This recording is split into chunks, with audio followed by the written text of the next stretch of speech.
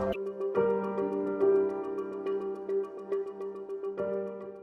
can get a better understanding of what is happening to us.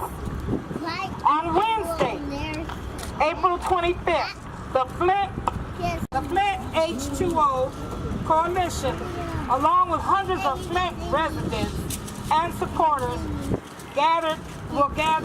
we're gathering today in Lansing to mark 4 years of Flint's devastating water crisis. State-appointed, unelected emergency managers made the decision to switch the city's water source to the Flint River on this day in 2014.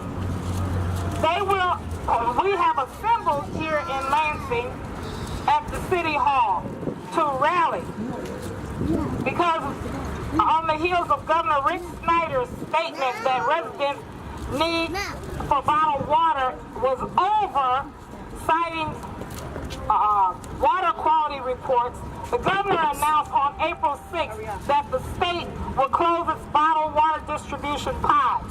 According to Flint Mayor Karen Weaver, Governor Snyder was dismissive of Flint residents' ongoing concerns about water safety and suggested that they just get over it.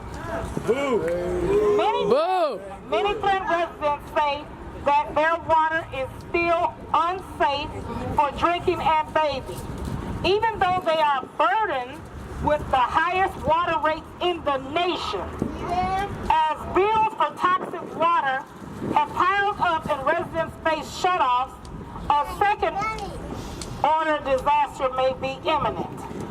Those rallying in Lansing on today want to bring attention to the fact that Flint's water crisis is ongoing and to demand clean, affordable water for all.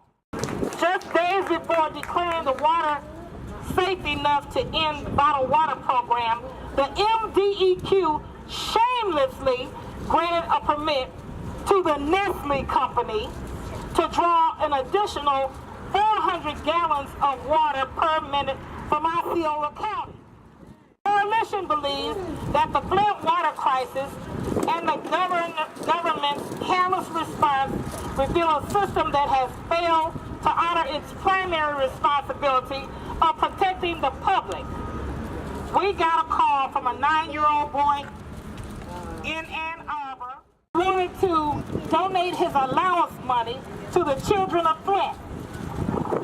In a country as wealthy as ours, nobody should have to rely on charity for essential public services. It is shameful that our government does not show us the basic level of humanity. Morning. Morning. They thought we quit. Right on. They didn't believe we would be here. We are. But we're not going to stop until Public Act 436 is eradicated. Act 101 didn't poison us, nor did 72. But when you have a Republican who is a capitalist, a profiteer, who goes into secret places with champagne glasses, with our local stakeholders, and you concoct a plan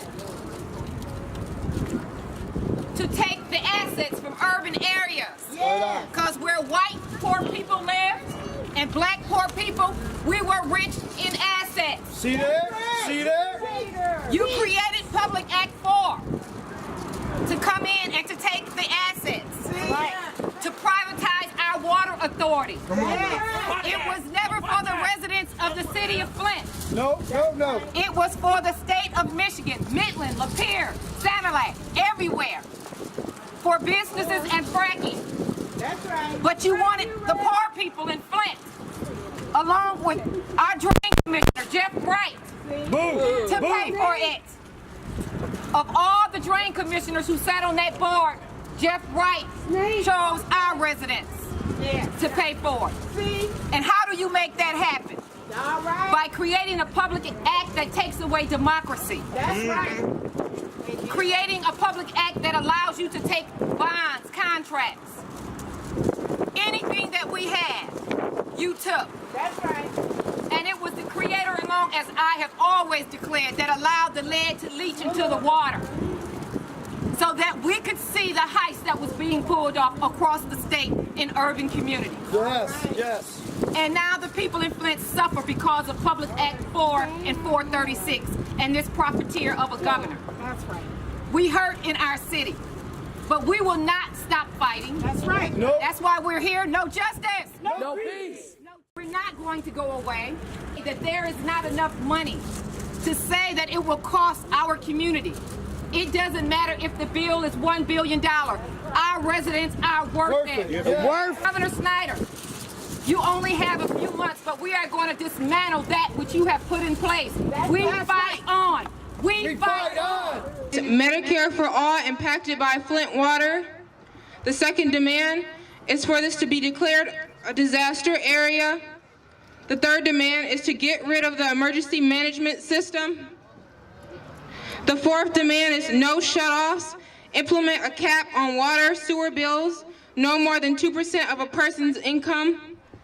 And the last demand is to stop police brutality and charges against people standing for water rights. Which is really good. I've been gone a little over a year, so it's really, really good to be out here again. And I just want to tell you guys that even living 20 miles away, 20 miles, that's it, and we pay some of the lowest water rates in the nation.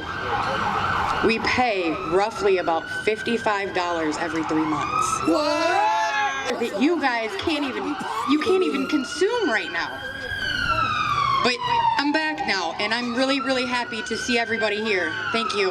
5-pound packet of information that tells them that the state is culpable, that the state signed off on the KWA bonds, and that they knew that the city of Flint was not financially able to get those bonds. That those bonds and that money that you are all paying in your water rates right now was illegal because it raised your debt limit over the dollar amount that that debt limit should have been, especially for a financially strapped city. And the emergency managers knew, and your former mayor, Dane Walling, knew that the Flint water treatment plant could not properly treat water. They knew it, and they still let it happen anyways, and they knew that Detroit Water and Sewer, staying on Detroit, was cheaper. And they wanted to build the pipeline. And y'all were poisoned for a pipeline. And we know that in the Flint River, just in the fish advisories alone, there are PCBs, there's mercury, and there are PFOs. Yes. And those cause cancer, they cause developmental issues in children, and we know, and they know. And we need to hold them accountable.